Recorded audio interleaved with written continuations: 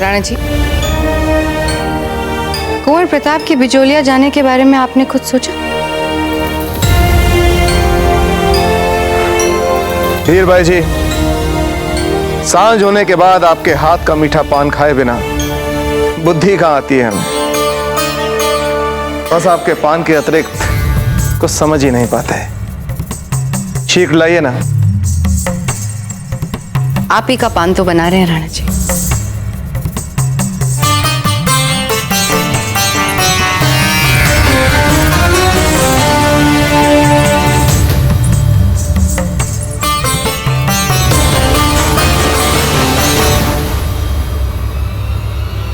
आपने हमें बताया नहीं कि कुंवर प्रताप की बिजोलिया जाने के बारे में आप क्या सोच रहे हैं?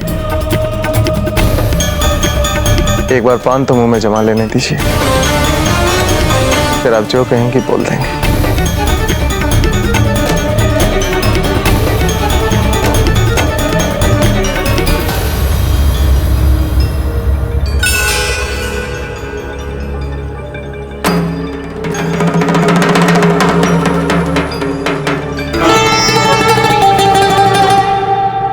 राणा जी, हमें लगता है कि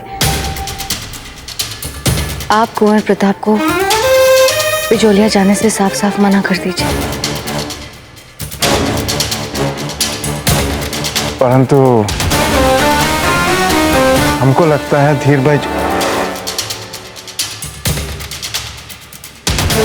हम बताते हैं। आप कुंवर प्रताप से कहिएगा कि वे भली बात जानते हैं कि अब हमारा बिचौलिया से कोई संबंध नहीं। कि मेवाड़ का बिचौलिया के साथ अब कोई भी संबंध नहीं है।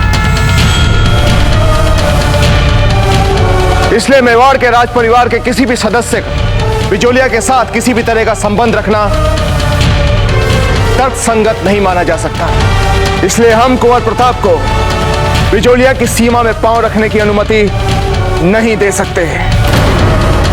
राजीराज, आपके समक्ष कुछ कहने से पहले हम आपके सामने कुछ प्रस्तुत करना चाहते हैं।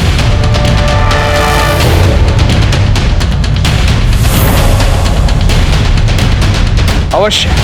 रतन सिंह,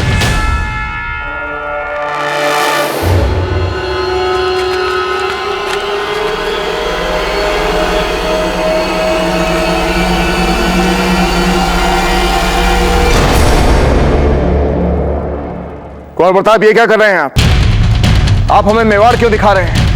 हम भली बात ही जानते हैं कि मेवाड़ कैसा दिखता है। आपको पता है कैसा दिखता है? समूचा एकीकृत मेवाड़।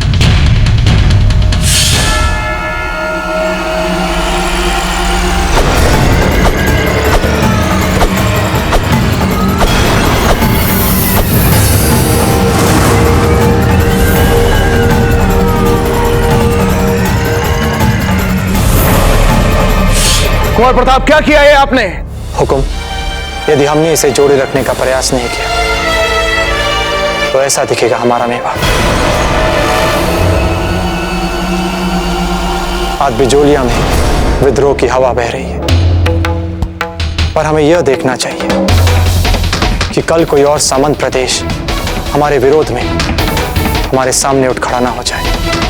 हुकुम, आप तो जानते हैं इतने वर्षों से हम अपनी सीमाओं को बाहरी ताकतों के विरुद्ध सुदृढ़ करने में व्यस्त रहे हैं, किंतु यदि मेवाड़ के अंदर शांति, विश्वास और एकता न रह पाए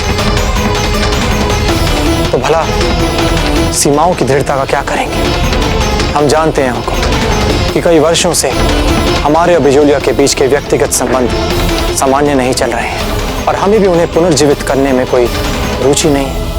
हुकुम, हम बिजोलिया जा रहे हैं वहां की प्रजा के लिए, उनकी समस्याओं के लिए, उनके असंतोष को समझने के लिए। बिजोलिया के किसी भी व्यक्ति से ना तो हमारा कोई व्यक्तिगत संबंध है और ना रहेगा। राणा जी, बाबूजी प्रताप का कहना एकदम ठीक है। बिचौलिया मेवाड़ का एक महत्वपूर्ण प्रदेश है, इस तथ्य से हम भी इनकार नहीं कर सकते। और यदि वहां पर विद्रोह की परिस्थितियां उत्पन्न होती हैं तो उन परिस्थितियों की जांच पड़ताल आवश्यक है। और इस कार्य के लिए राणा जी, बाबूजी राज प्रताप से अधिक उपयुक्त व्यक्ति भला और कौन हो सकता? हम आपको वचन देते हैं कि हम वहां किसी विशेष से मिलना तो दूर, उसकी खबर तक नहीं लेंगे। राजधर्म हमारे लिए सर्वोपरि है और रहेगा।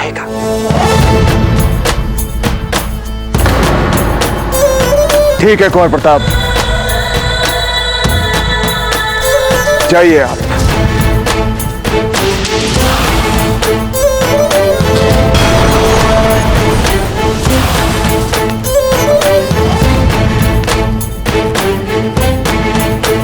धन्यवाद हुकुम।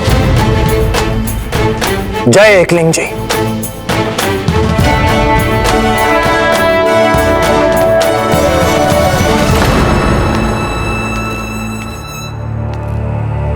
बैठक स्थगित। रावत जी, जी रानी सर। आज की बात तो ठीक है, परंतु राणा जी की बात का उन्हीं के पुत्र के सामने खंडन करना, यह हमें अच्छा नहीं लगता, विशेषकर तब जब आप ये करते हैं।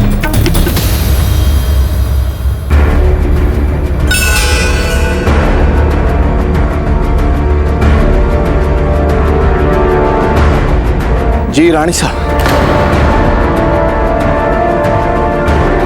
अम्मा खड़ी राणा जी।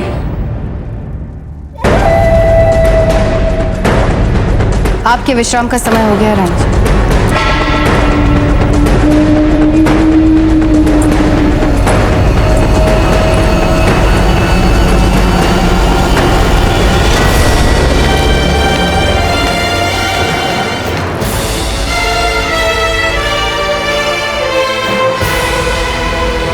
बाबूजी राज, आपके इस वेश में हम आपको पहचान नहीं पाए, तो भला अजब देव ऐसा कैसे पहचान पाएंगे?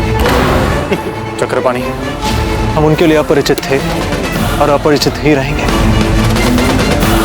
चलते हैं। चलो चित्तौड़ को जाकर बताते हैं कि हम कोई अपरिचित नहीं है उनके लिए। बाबूजी राज, हमें एक बात नहीं समझ रही, बिजोलिया के लिए इतने जल्दी जाने की क्या आवश्यकता थी? मतलब वहां पे जो समस्या हो रही है वो एक दो दिन में कौन सी अधिक बढ़ जाएगी? अच्छा, अब समझ आया। अचानक अजब देव ऐसा। नहीं, अब हमारा मतलब है अजनबी। कहीं अजनबी से प्यार तो नहीं उमड़ रहा है बाबूजी राज? सच कहा किसी ने चक्रपाणी मिश्र। व्यक्ति चाहे जितना भी ज्ञानवान क्यों ना, उनकी मूल प्रवृत्तियां कभी नहीं बदलती। जैसे कि आपकी व्यर्थ बातें करने की प्रवृत्ति आज तक नहीं बदली। हम तुरंत इसलिए निकले ताकि बिजोलिया प्रवेश करने के लिए हमें किसी का साथ चाहिए। किसका साथ चाहिए बाबूजी राज?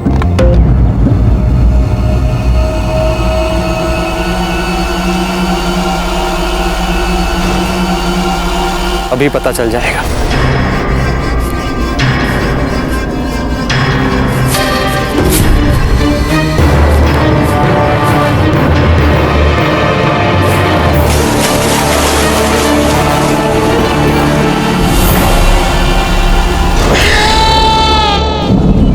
तो भूख के मारे खाली पेट गड़गड़ किए जा रहा है, ऊपर से आखेट भी नहीं दिख रहा।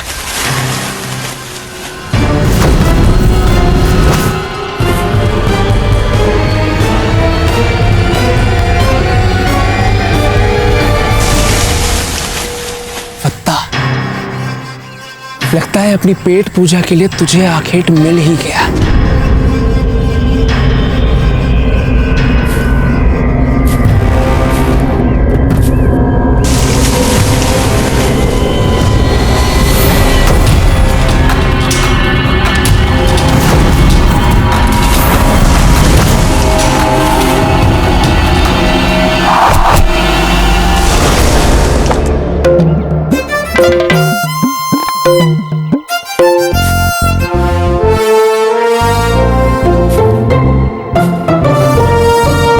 दुर्भाग्य तो पीछा ही नहीं छोड़ रहा हमारा, ऊपर से ये भूख।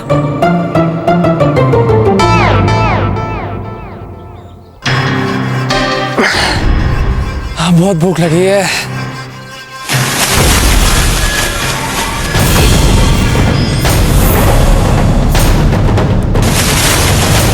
अब तुम नहीं बचोगे।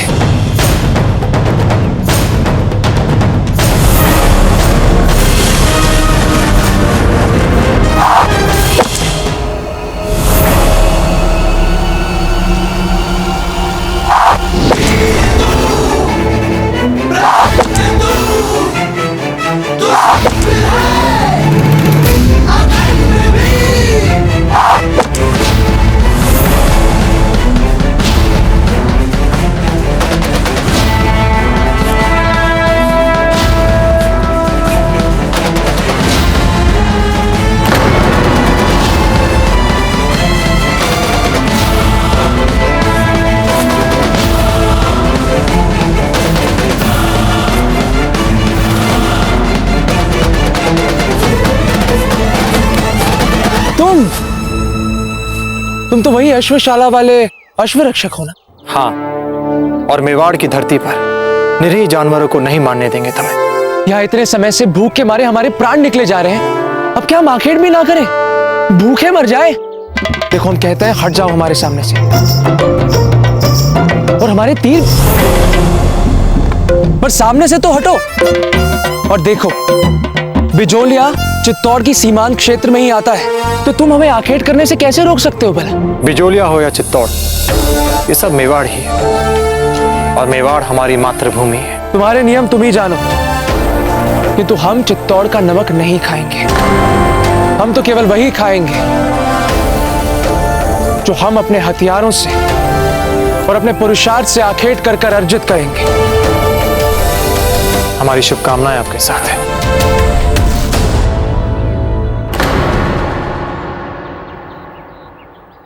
वैसे हम 5-5 व्यंजन वाला भोजन करने जा रहे हैं। भोजन अधिक है, अकेले समाप्त नहीं कर पाएंगे। आपका अश्व देखा, सोचा आपको निमंत्रित कर लें भोजन के लिए। अरे रुकिए रुकिए, तो आप भी ना छोटी सी बात को लेकर बुरा मान गए। कुछ कह रहे थे, वो व्यंजन कितने? 2, 3, 5 व्यंजन। 5? मीठा जोड़कर 6। 6 व्यंजन।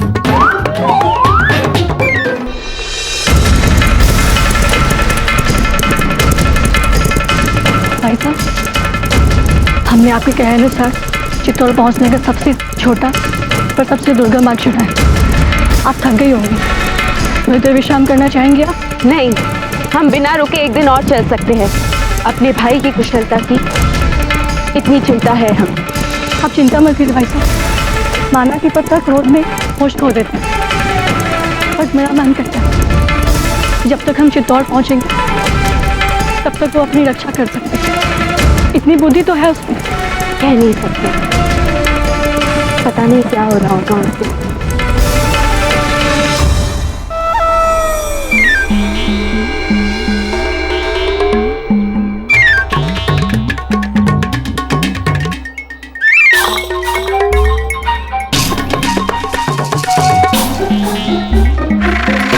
आत्मा तृप्त हो गई हमारी। वैसे शायद आपने मीठे के बारे में भी कहा था। मीठा कहाँ है? मीठा तो यहाँ है।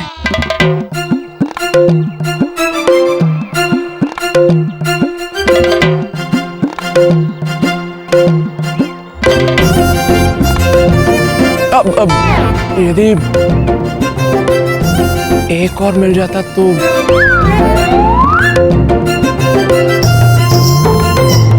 हाँ हाँ, ले लो, सारे ले लो। नहीं, केवल एक ही।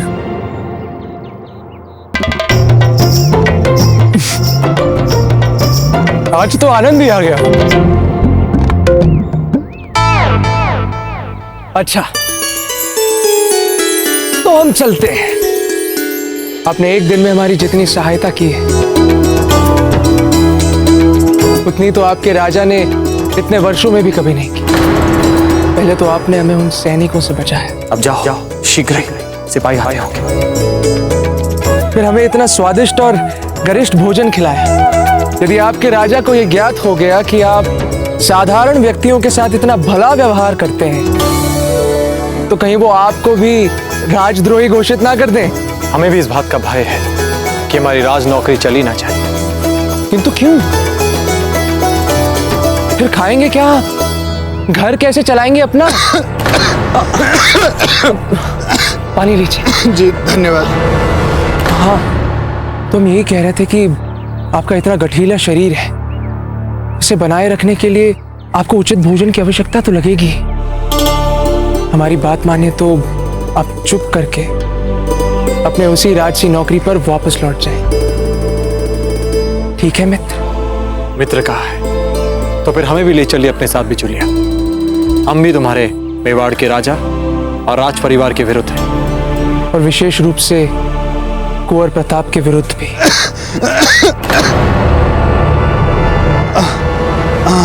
चिंता मत कीजिए, उनके विरुद्ध भी आपके साथ संघर्ष में सम्मिलित हो जाएंगे। नहीं मित्र, हम आपको बिचौलिया नहीं लेकर जा सकते। हम बिचौलियावासी किसी भी अपरिचित पर विश्वास नहीं करते। हमारा साथ यहीं तक का लिखा था। आपने हमारे लिए अब तक जो कुछ भी किया है, उसके लिए आपका बहुत बहुत धन्यवाद।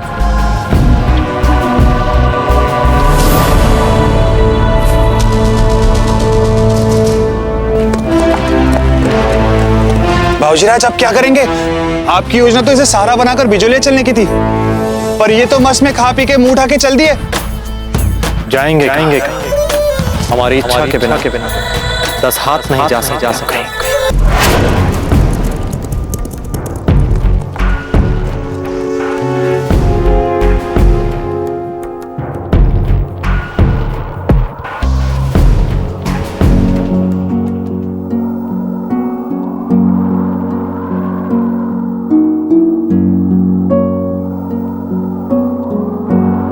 ऐसा क्या बात है?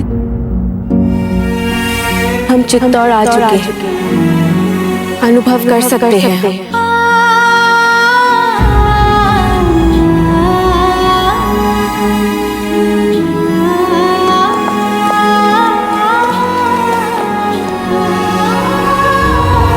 क्या बात है बाबूजीराज?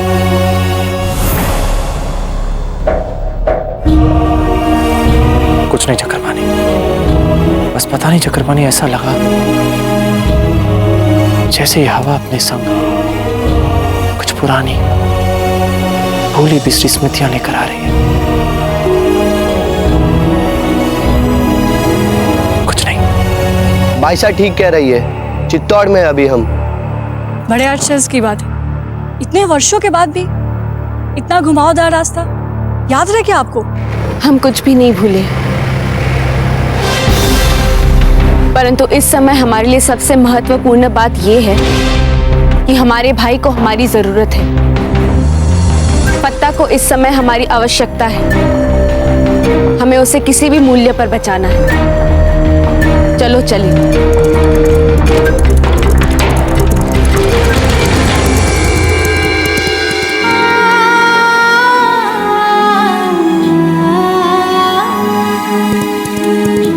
बहुत बड़ी भूल की है हमने अजय, जो आपका विवाह हमने कुंवर प्रताप से करवा दिया। अच्छा है मामलक जी, आप यहाँ पर स्वयं ही आ गए। ले जाइए अपनी पुत्री को यहाँ से, और इनका गौना तब तक नहीं होगा जब तक हम आपको संदेशा नहीं भिजवाते। अब तो आपके लिए हमारे मन में केवल घृणा ही रहेगी अजय। प्रेम मर गया है, मर गया है हमारा प्रेम।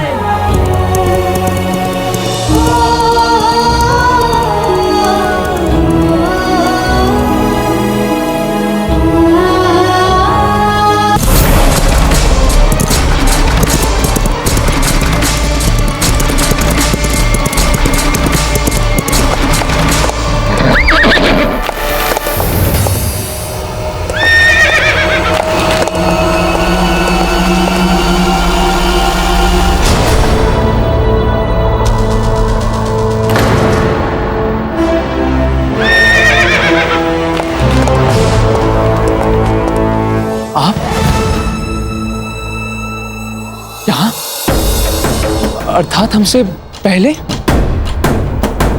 हम तो अश्व पर थे। फिर भी? क्योंकि आपके अश्व से अधिक चपल हमारे पांव हैं। इन्होंने आपके अश्व से तेज हमें यहाँ पहुंचा दिया। अच्छा, तो अब हम समझे। आप तो अश्वपालक हैं, तभी इतनी अच्छी तरह से जानते हैं इनके बारे में। अन्यथा हम तो अचंभित ही हो गए थे। आप हमें ये बताइए कि आप यहाँ हमारा मार्ग रोककर क्यों खड़े हैं? हमारे प्रस्ताव के बारे में आपके क्या विचार हैं? कैसा प्रस्ताव? यही कि चित्तौड़ के विरुद्ध विद्रोह में हमें भी अपने साथ सम्मिलित कर लें।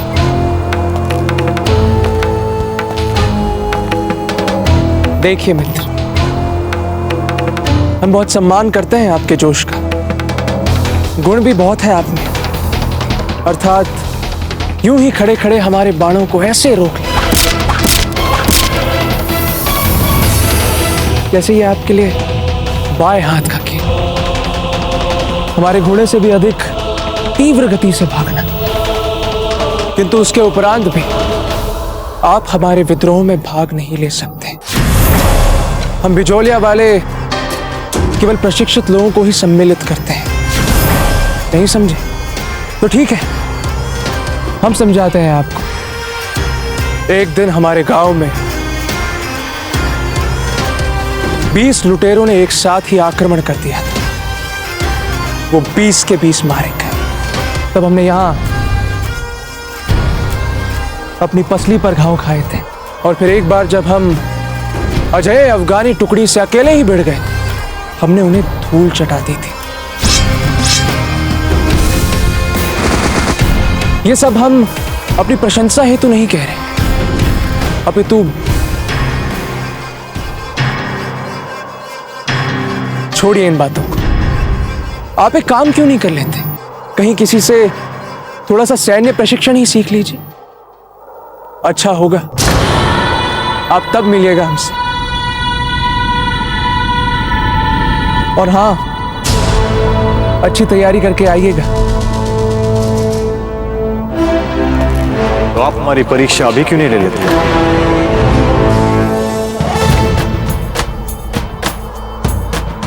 अगर आप हमें अपने विद्रोह में सम्मिलित नहीं करना चाहते, कोई बात नहीं। अगर एक राजपूत होकर दूसरे राजपूत को अकेले लड़ने का अवसर तो देंगे ना?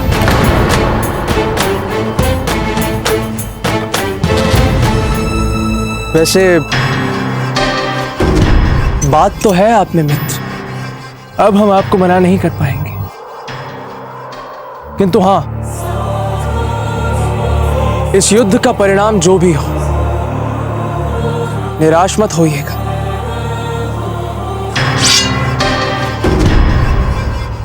ये लीजिए, इस तलवार से युद्ध कीजिए हमारे साथ। इसकी कोई आवश्यकता नहीं। आप अपनी दोनों तलवारें अपने पास ही रखें। लगता है ये व्यक्ति आत्मघाती मार्ग पर चलना चाहता है। कुछ कहा आपने? हम तो केवल यही कहना चाहते हैं मित्र, हमारी मानो। ले लो ये तलवार। हम निहत्थे पर वार नहीं करते। चलिए, आपकी ये इच्छा भी पूरी कर देते हैं हम। किसी निहत्थे पर वार नहीं करने देंगे आपको।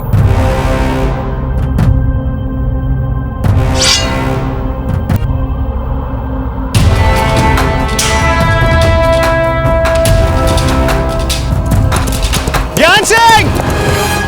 ज्ञान सिंह! ज्ञान सिंह! अरे सुनिए, यदि इस युद्ध में आपके मित्र गंभीर रूप से घायल हो जाते हैं तो इन्हें तुरंत ही वैद्य जी के पास ले जाइएगा। और यदि आवश्यकता पड़े तो हमारा अश्व भी ले जाइए। ठीक है? सुन रहे हैं ना ध्यान सिंह? जैसा कह रहे हैं बिल्कुल वैसा ही कीजिएगा। हाँ हाँ, बिल्कुल बिल्कुल करेंगे। ध्यान सिंह नाम है हमारा, ध्यान देकर ही करेंगे।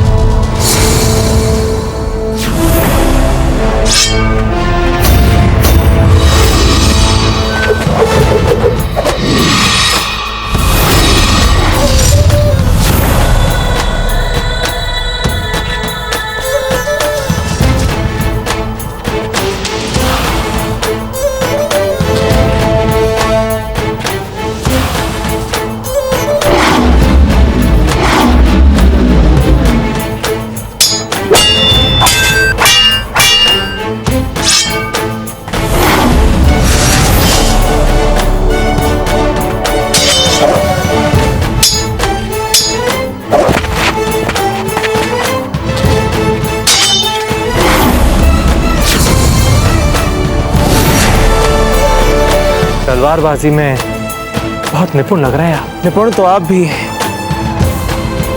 इस कला में नए होने के पश्चात भी कम नहीं है आप।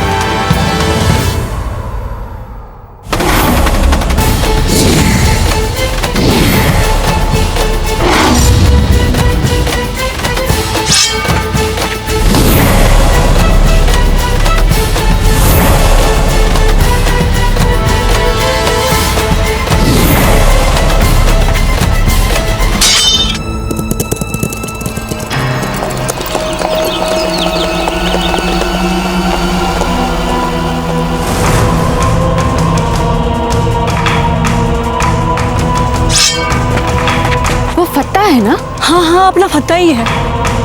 लगता है चित्तौड़ ने इसे मृत्युदंड दिया है और अपने बचाव में एक योद्धा से युद्ध करने की छूट दी है। तुम लोग इस पहाड़ी को जाकर घेर लो, हम इस हत्यारे से जाकर खुद निपटेंगे। जो हुकुम।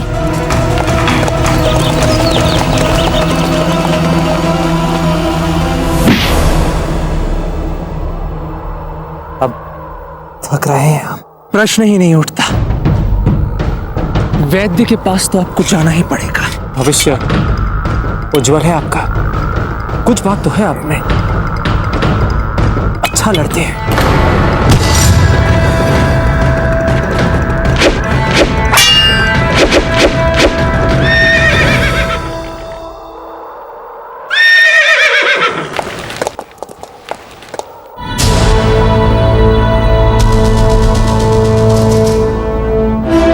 अब जाइए वैद्य के पास।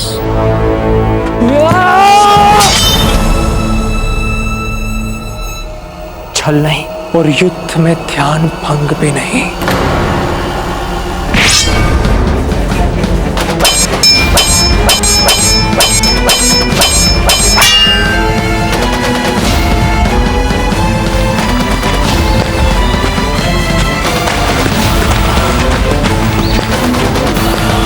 रुकिए ज्ञान सिंह।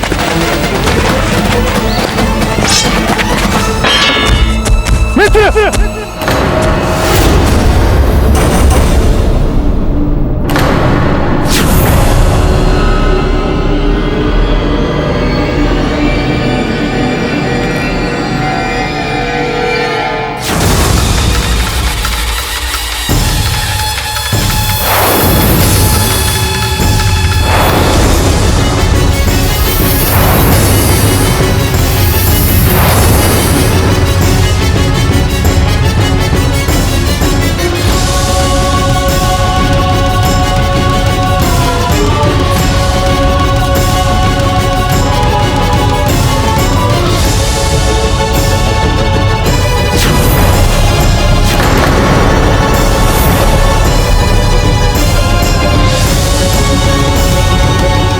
महारानी साहब, आपने कुंवर प्रताप को बिजौलिया क्यों जाने दिया?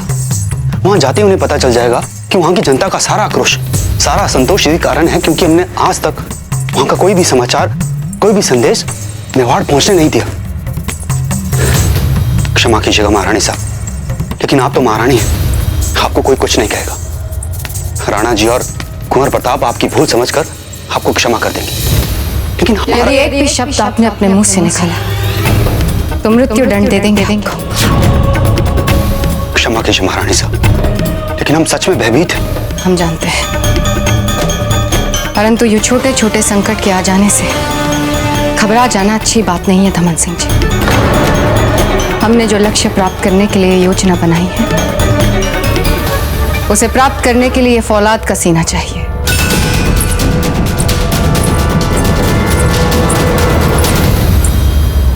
हिलना मत।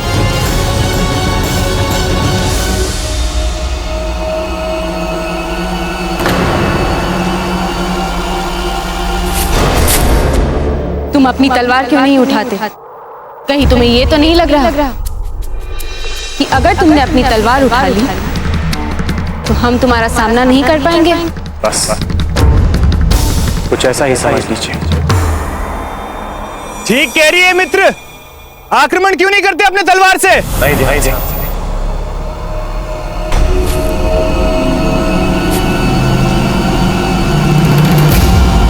संभालिए।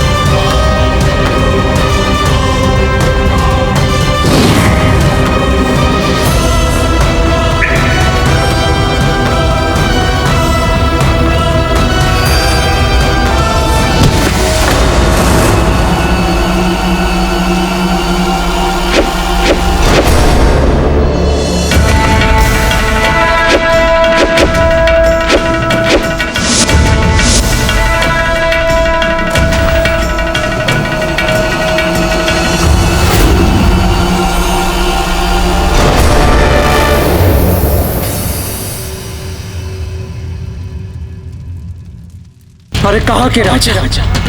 कैसे राजा? जिस राजा ने इतने वर्षों तक बिजोलिया की धरती पर पांव तक नहीं रखा, उसे कैसे मान ले हम अपना राजा? हम यहाँ केवल इतना कहने आए हैं कि यदि मेवाड़ बिजोलिया की सुरक्षा कर सकता है तो करे, अन्यथा हम स्वयं ही सक्षम हैं। धीर भाई जी, वो बिचौलिया का लड़का झूठ बोल रहा था। हमने वित्त विभाग से पहिया मंगा कर देखी है।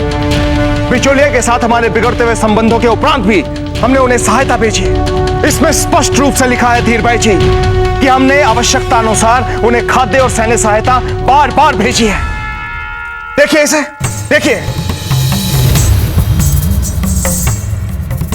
हम जानते हैं, परंतु कुंवर प्रताप गए हैं, सब ठीक हो जाएगा।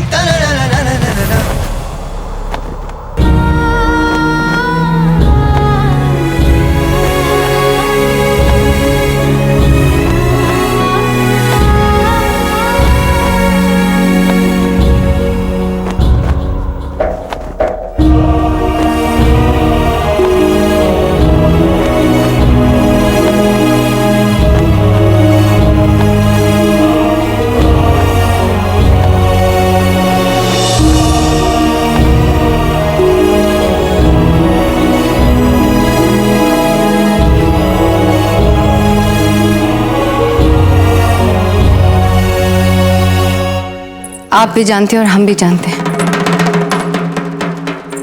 कि कुंवर प्रताप बिजोलिया पहुंचते ही सब ठीक कर देंगे, परंतु हमें इस बात की चिंता हो रही है राणा जी कि अगर कुंवर प्रताप अजब दे के प्रभाव में आ गए तो आपके मान सम्मान का क्या? राणा जी, हम आपके मान सम्मान पर कोई आंच नहीं आने देंगे। अब उसकी चिंता मत कीजिए धीर भाई जी। हम कुंवर प्रताप को भली भांति जानते हैं। वो कोई भी ऐसा कार्य नहीं करेंगे जिससे हमारे गौरव या हमारी कीर्ति को चोट पहुंचे।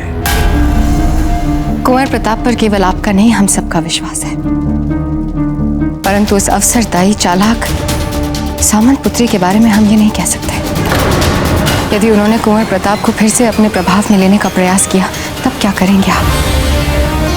आखिर विवाहिता है वे कुंवर प्रताप की।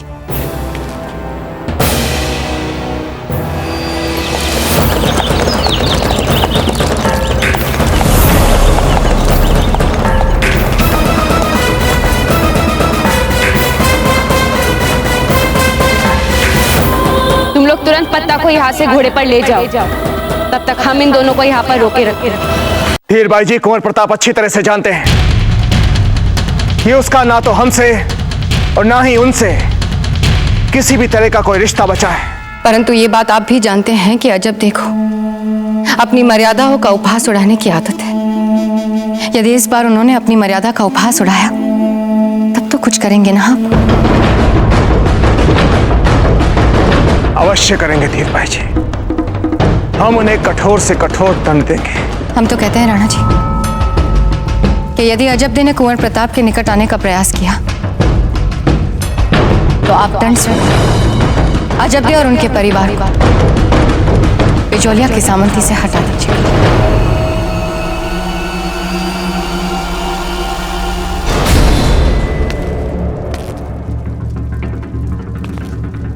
ये आप क्या कह रही हैं धीर भाई जी?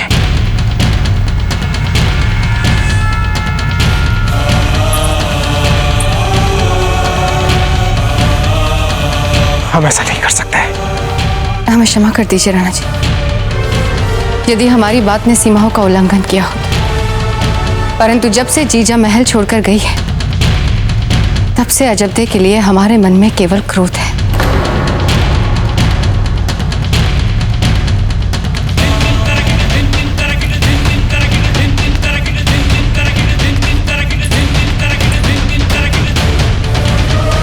वैसे बात तो आप बिल्कुल ठीक कह रही हैं धीर भाई जी।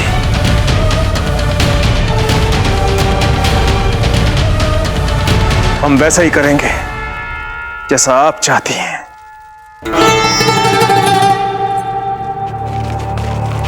हम क्यों रोक रहे खुद को? हम कुछ करते क्यों नहीं? क्योंकि ये एक स्त्री और आप जानते हैं कि हम स्त्रियों पर हथियार नहीं उठाते। यदि आपको ऐसा लगता है कि हमने यहाँ कुछ अनुचित किया है, तो आप हम दोनों को बंदी भी बना सकती हैं। तुमने जो कुछ भी किया अपनी राजा के आज्ञा से किया, और हम उनसे बदला नहीं लेते जो अपनी राजकीय परिस्थितियों में दबकर अपना काम करते हैं। जाओ कह दो अपने राजा से जाके कि बिचौलिया के संदेश वाहक को मारने का प्रयास करके उन्होंने ठीक नहीं किया। बहुत महंगा पड़ेगा उन्हें।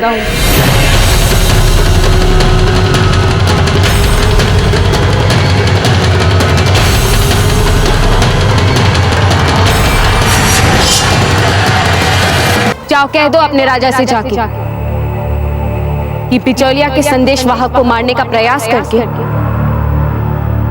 उन्होंने ठीक नहीं किया। बहुत महंगा पड़ेगा उन्हें।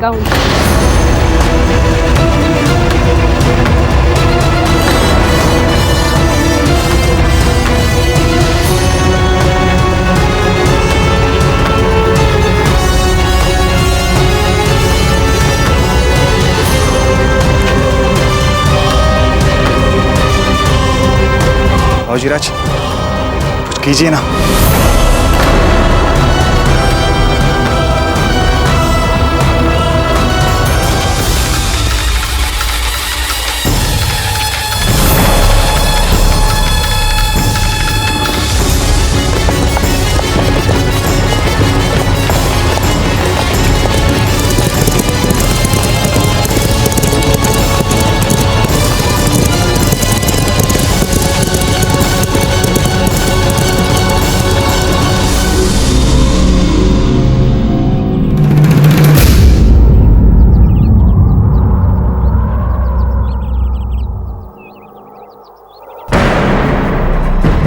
क्या बाबूजीराज, आपको अपने सम्मान की चिंता नहीं तो कम से कम हमारे सम्मान का तो ध्यान रखते। कुंवर प्रताप, वीरपुत्र, और इतने देर तक ऐसे ही खड़े रह गए। वो लड़की अपनी तलवार बांचती रही, हमारे साथ शत्रु की तरह बर्ताव करती रही, और आप बस यूं ही तटस्थ जाने दिया उस लड़की को। क्यों? क्योंकि हम चाहते हैं वे हमें उस स्थान तक का मार्ग दिखाएं जहां असली जड़ है समस्या की चक्रपाणी। हमें बिजोलिया की समस्या में पत्ता और वो लड़की दोनों बहुत महत्वपूर्ण लग रहे हैं। उनके साथ साथ बिजोलिया में प्रवेश करेंगे तभी तो जान पाएंगे कि ऐसा हुआ क्या है कि जो मेवाड़ की एक देशभक्त रियासत थी, आज मेवाड़ से विद्रोह करने के लिए इतनी तत्पर क्यों है? पर बाबूजीराज, वो लड़ाकू लड़की हमें घुसने क्यों देगी बिजोलिया? वो तो सोच रहे थे हमने उसके भाई को मारने की कोशिश। चक्रपाणी में जी बाबूजीराज। चक्रपाणी, हम है ना?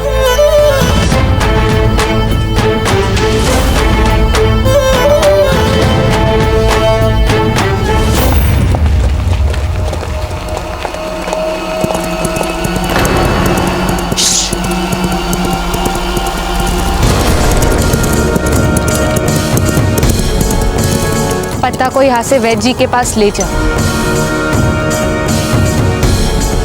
मुझे लगता है कि वो दोनों हमारा पीछा कर रहे हैं। उन्हें बिजोलिया में प्रवेश बिल्कुल मत करने देना। जाओ।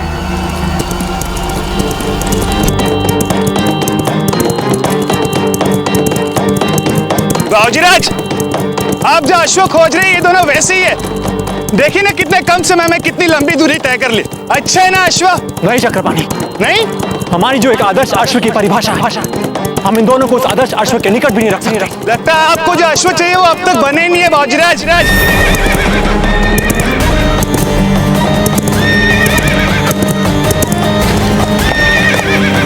नहीं चक्रपाणी, जैसे हर एक अश्व की नाल होती है, वैसे ही ईश्वर ने हर एक योद्धा के लिए अश्व बनाया। हमें पूरा विश्वास है हमें भी हमारे लिए एक नियत अश्व मिल जाएगा।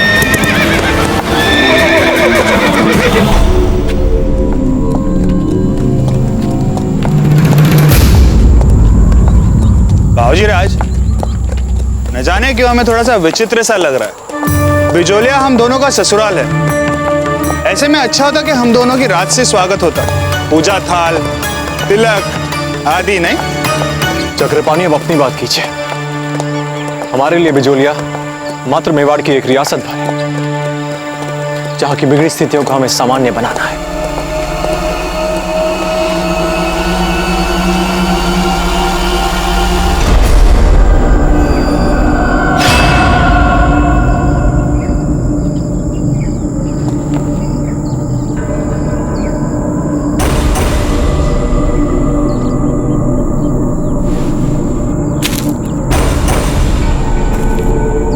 बाबूजीराज,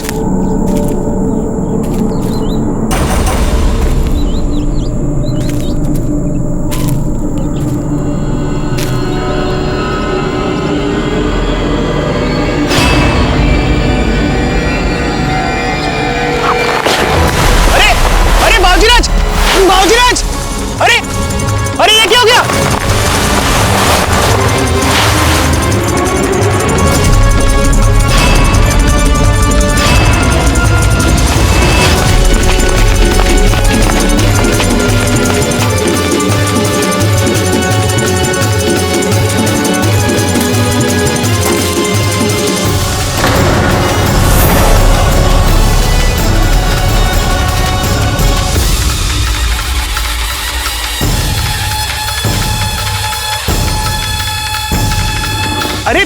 अरे किया क्या हमने? छोड़िए हमें, हम तो केवल आपके मित्र पत्ता की सहायता कर रहे थे।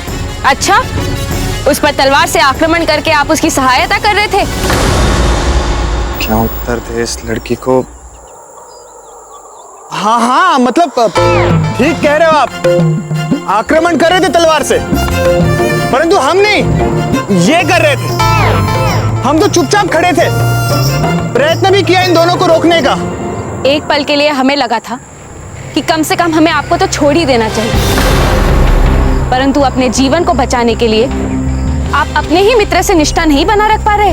यदि आपको चिंता है ना हमारे मित्र की, तो स्वयं क्यों नहीं खोल देते इनका जाल? हमें आपके मित्र की कोई चिंता नहीं है, हमें चिंता है तो सिर्फ अपने सिद्धांतों की। और वैसे भी आजकल चित्तौड़ में कोई सिद्धांत या कोई आदर्श नहीं बचा है, सब केवल सिर्फ अपने लिए जी रहे हैं, और आप भी उनमें से एक है।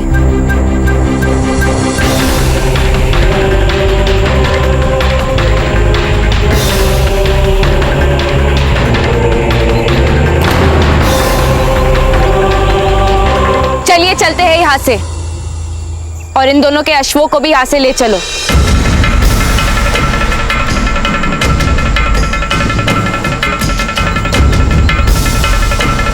अरे ये क्या कर रहे हो आप?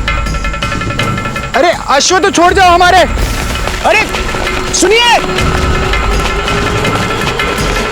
सुनिए, अरे सुनिए, छोड़िए हमें। अरे ये क्या कर रहे हैं आप? अरे रुकिए ना, अरे सुनो तो।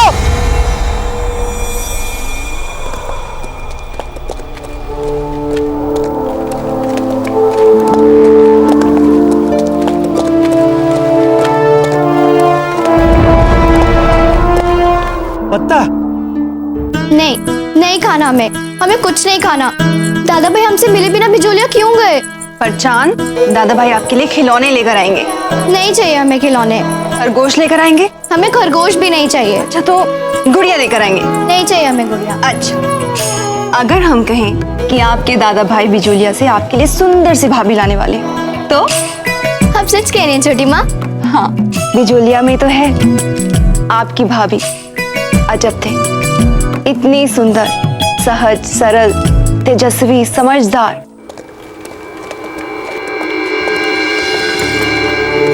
बाईजीलाल, ये पत्ता की हालत किसने की? चित्तौड़ वालों ने? आप ही बताइए, अब हम उनके विरुद्ध क्या करें? बाईजीलाल, अब तो चित्तौड़ के लिए आपका सारा भ्रम टूट गया होगा। सैनिकों, सीमा पर और सुरक्षा बढ़ा दो। हम नहीं चाहते कि हमारी इच्छा के विरुद्ध कोई भी बिजोलिया में प्रवेश करे। सुनिए, आप सब लोग थोड़ा तो सोच समझकर सही निर्णय लेने का समय दीजिए। बाईजीलाल शीघ्र हमारे हित में कोई उचित निर्णय लेंगी। जैसे आप लोग सदा से रखते आए हैं, वैसे विश्वास रखिए उन पे। चलिए, चाहिए अभी। एक बार अजब देश महल में आ जाएंगी ना, तो इस महल की सारी खोई हुई खुशियां फिर से वापस लौट आएंगी। अच्छा,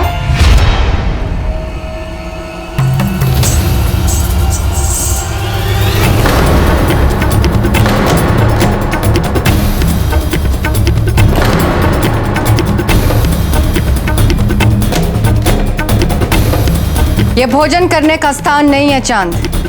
पाकशाला में जाके भोजन कीजिए। जाइए, जाइए।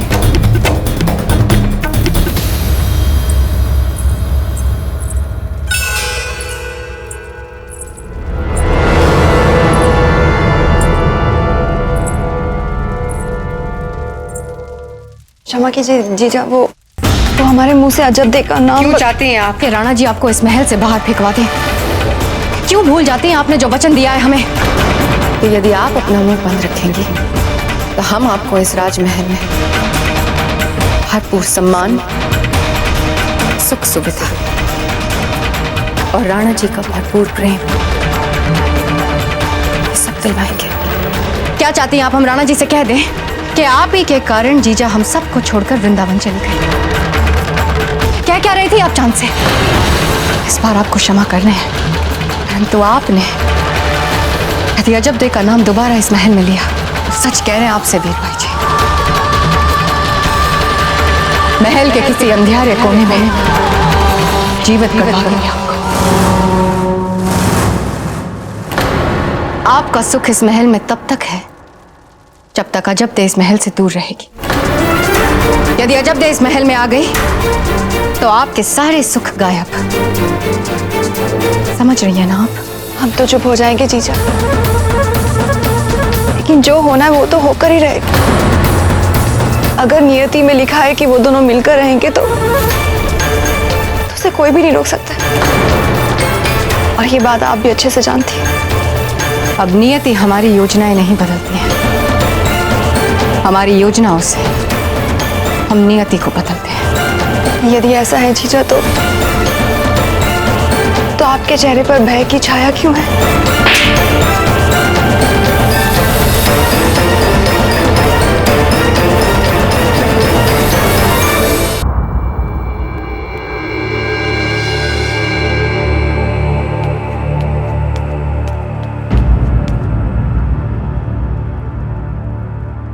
ईश्वर की कृपा से चोट साधारण आई है, औषधि दे दी है, कुछ ही देर में चेतना आ जाएगी।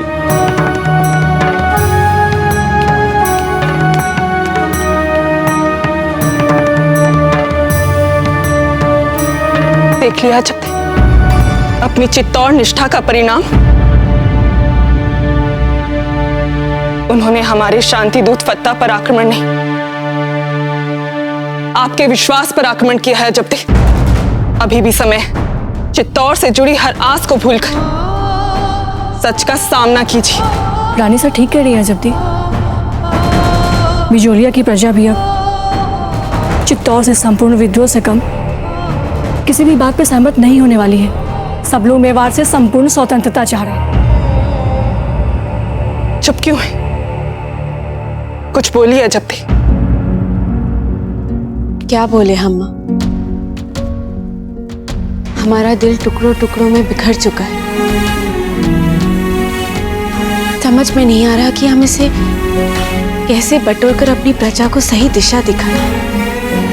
एक ही आस बल दे रही थी हमें इतने वर्षों से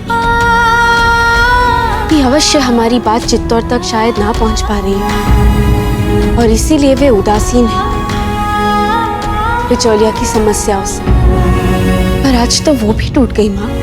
चित्तौड़ ने ना ही हमें, अपनी बहू को भुला दिया, परंतु बिचौलिया की प्रजा को भी भुला दिया। इतने वर्षों से जो आस हमें बल देता आ रहा था, आज वो आस भी टूट गई माँ। कभी कभी झूठी आस रखने के बजाय सच के साथ जीना अधिक महत्वपूर्ण होता है जीजा। पता कैसे हो तुम? हम ठीक हैं जीजा,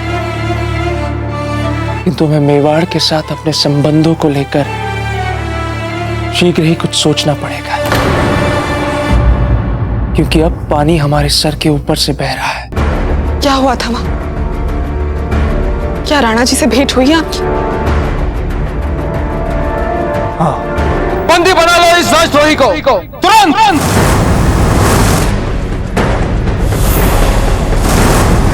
और फिर किसी तरह हम वहां से अपनी जान बचाकर भागने में सफल हो। सहायता का निवेदन लेकर गए हमारे संदेशवाहक को उन्होंने राजद्रोही कहा? हाँ जीजा।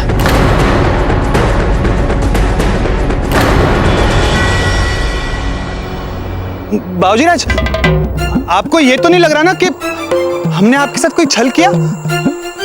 हम तो ये इसीलिए कर दे ताकि हम छूट जाए और आपको भी छुड़ा सके। बाबूजीराज, यदि आपने हमारी मैत्री निष्ठा पे संदेह किया ना, तो जान दे देंगे हम रस्सी पे लटक के। हाँ नहीं चक्रपाणी,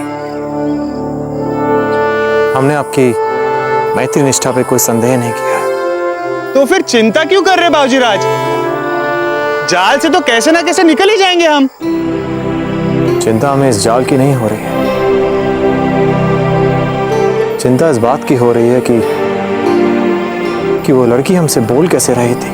और वैसे भी आजकल चित्तौड़ में कोई सिद्धांत या कोई आदर्श नहीं बचा है, सब केवल सिर्फ अपने लिए जी रहे हैं। उसके बोलने से ऐसे लगा कि मानो बिजोलिया पर बहुत गहरे घाव है। उसकी बातों में साधारण विद्रोह के स्वर नहीं थे,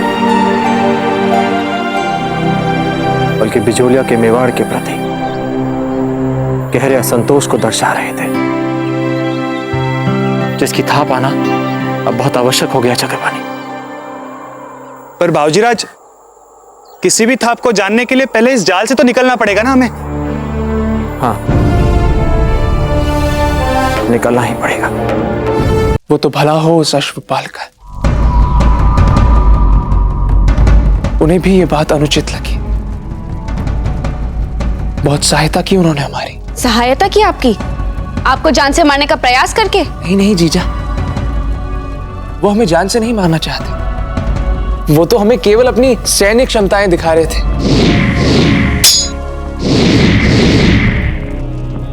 बस थोड़ा बहुत प्रशिक्षण हम दे दें उन्हें, फिर हमारे लिए अत्यंत काम के सिद्ध हो सकते हैं वो। पता, हम चाहे आपको जितना भी प्रशिक्षण दे दें, आप मन से हमेशा भोले ही रहेंगे। एक अपरिचित आपको चित्तौड़ के दुर्ग में मिलता है और आपके साथ बिजौलिया आने के लिए तुरंत आतुर हो जाता है, जैसे उसको अपने जीवन का कोई महत्व नहीं। और अपने राजा द्वारा घोषित राजद्रोही का साथ देते देते वो बिचौलिया तक आ जाता है, और आप उस पर विश्वास करना चाहते हैं? क्या वो राणा उदय सिंह का गुप्तचर नहीं हो सकता? आपको इतनी साधारण बात समझ में नहीं आ रही है पत्ता, कि वो आपका प्रयोग कर रहा है बिचौलिया में प्रवेश करने के लिए। हम नहीं जानते कि इस समय राणा जी ऐसा क्यों कर रहे हैं, परंतु ये घटना, ये अश्व वाले का यहाँ तक आना, ये सब हमें एक बहुत बड़ी योजना का अंग लग रही है। हमने तो ये सोचा ही नहीं, किंतु जीजा पता नहीं क्यों वो हमें गुप्तचर तो नहीं लग रहे। परंतु जिस तरह उन्होंने आपके साथ युद्ध किया तलवार के साथ, वो हमें कोई मामूली अश्व वाला भी नहीं लग रहा था। ये सब हमने क्यों नहीं सोचा? क्योंकि आप हमेशा अपने सामर्थ्य और क्षमताओं के प्रदर्शनों में लगे रहते हैं। हम उस अश्वपाल को अभी लाकर आपके सामने खड़ा करते हैं, अर्थात उस गुप्तचर को। पता, आप चिंता मत कीजिए। हमने उसे उसके मित्र के साथ जाल में फंसाकर बिचौलिया के बाहर लटका दिया है। अब वो बिचौलिया में कभी प्रवेश नहीं करेगी।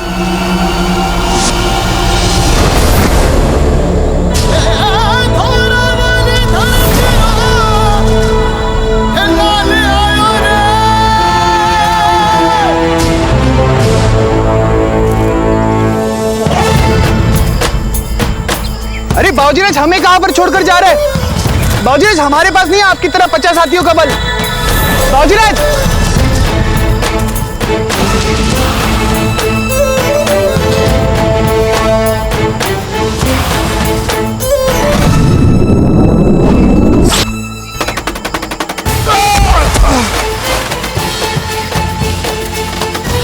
बाबूजीराज!